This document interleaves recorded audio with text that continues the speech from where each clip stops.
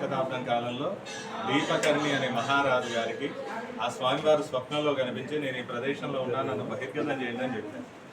ఎప్పుడైతే బహిర్గతం చేయమని చెప్పారో అప్పుడు వారి సైన్యంతో వచ్చి ఈ కొండనంతా తొలుచుకుంటూ వచ్చారు. అలా తొలుచుకుంటూ వస్తున్న క్రమంలో ఆ స్వామివారి నాభిలో గుణపం పొడు తగిలింది.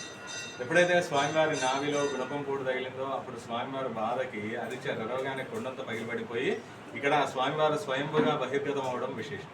ఆ దెబ్బతగిలిన ప్రదేశంలో నుంచి గుణపందేగా రక్తం ధారలా కారుతుంది. ఆ కారుతున్న సమయంలో దానికి అడ్డంగా పసుపు గంధం పెట్టారు. మనకి దెబ్బతగిలిగానే మనం ఏం చేస్తాం? పసుపు పెడతాం కదా, అంతే కదా. మనకి దెబ్బతగిలిగానే మనం ఏం చేస్తామంటే పసుపు పెడతాం కదా. అలాగే ఆ స్వామికి ఆ యొక్క నాభి ప్రదేశంలో పసుపు గంధం కలిపిన మిశ్రమాన్ని ఆ యొక్క నాభి ప్రదేశంలో అద్దారైనప్పటికీ కూడా స్వామివారు భుషణం పొందకపోగా బాధతో అరుస్తూనే ఉన్నారు, విలపిస్తూనే ఉన్నారు, ఆక్రోషిస్తూనే ఉన్నారు స్వామివారు.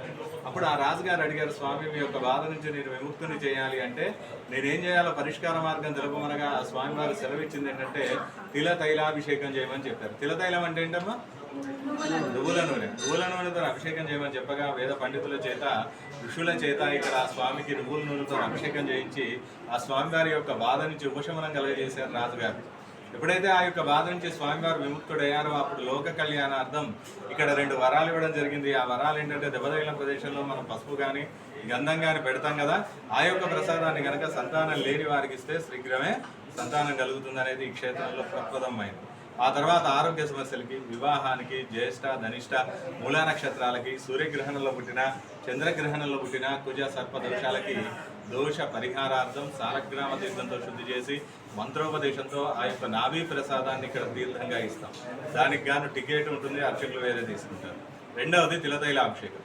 ఈ తిలతైలాభిషేకం కనుక చేయించుకున్నట్లయితేనట సమస్త సమస్యలకి స్వామివారి పరిష్కార మార్గం చూపెడతారు. అంత గొప్ప మహిమాన్విత దివ్యమైన క్షేత్రం మన మల్లూరు హిమాచల క్షేత్రం. శనివారం, ఆదివారం స్వామివారికి ప్రత్యేకంగా తిలతైలాభిషేకం చేస్తాం. ఆ అభిషేకంలో స్వామివారి యొక్క విశ్వరూప దర్శనం ఉంటుంది. స్వామివారి మెత్తగా ఉండడం, నాభిలో దెబ్బతగిలిన ప్రదేశం, అవన్నీ కూడా తిలతైలాభిషేకంలో విశ్వరూప దర్శనంలో చూపెడతారు.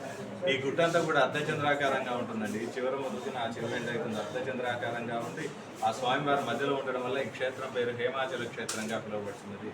చంద్రుడు అంటే హిమచరుడు, అచలం అంటే గుట్ట, కాబట్టి ఈ క్షేత్రం పేరు హేమాచల క్షేత్రంగా పిలువబడుతుంది. ఇకపోతే ఇప్పుడు ప్రస్తుతానికి బ్రహ్మోత్సవములు